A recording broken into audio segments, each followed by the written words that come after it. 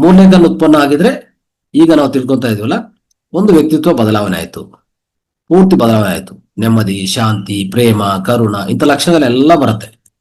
ಅದಕ್ಕೆ ನಿನ್ನೆ ನಿನ್ನೆ ಹೇಳ್ತಾ ಇದ್ದ ಸಬ್ಜೆಕ್ಟ್ ಅಲ್ಲಿ ಪೀನಲ್ ಗ್ಲ್ಯಾಂಡ್ ನೋಡಿದ್ರೆ ತುಂಬಾ ಸಣ್ಣ ಪರಿಣಾಮ ಇದೆ, ಅದರಲ್ಲಿ ಇಷ್ಟು ಮಹತ್ವ ಇದೆಯಾ ಅಂತ. ಅಂದ್ರೆ ದೇವರ ಆ ಸೃಷ್ಟಿಕರ್ತ ಹೇಗ್ ಮಾಡಿದಾರಂತ ನೋಡ್ಕೊಂತ ಹೋದ್ರೆ ಒಂಥರ ಇದು ಪವಾಡದಂತಾನೆ ಹೇಳ್ಬೇಕು. ಯಾಕಂದ್ರೆ ಇಷ್ಟೆಲ್ಲ ದೇಹಕ್ಕೆ, ನಮ್ಮ ದೇಹಕ್ಕೆ ಆತ್ಮಕ್ಕೂ ಕನೆಕ್ಷನ್ ಆಗಿ, ಇಲ್ಲ ಮನಸ್ಸಕ್ಕೂ ಮತ್ತೆ ಆತ್ಮಕ ಕನೆಕ್ಷನ್ ಆಗಿ ಇಷ್ಟು ಸಣ್ಣ ಅವಯವನ್ನ ಇಟ್ಟಿದಾರ. ಇಷ್ಟು ಸಣ್ಣ ಅವಯವದಲ್ಲಿ ಇಷ್ಟೆಲ್ಲ ಮಹತ್ವ ಇದೆಯಾ? ಇಷ್ಟೆಲ್ಲ ನಾವು ತಿಳ್ಕೊಂತ ಬಂದ ಇಷ್ಟು ದಿವಸ ಅದೇ ತಿಳ್ಕೊಂಡಿದ್ವಿ. ಅದನ್ನ ಆಕ್ಟಿವೇಟ್ ಮಾಡ್ಕೊಂಡ್ರೆ ಏನೇನು ಪರಿಣಾಮ ಆಗ್ಬೋದು ನಮ್ಮ ಜೀವನದಲ್ಲಿ ಅಂದ್ರೆ ಇದೆಲ್ಲ ಆಗ್ತದೆ.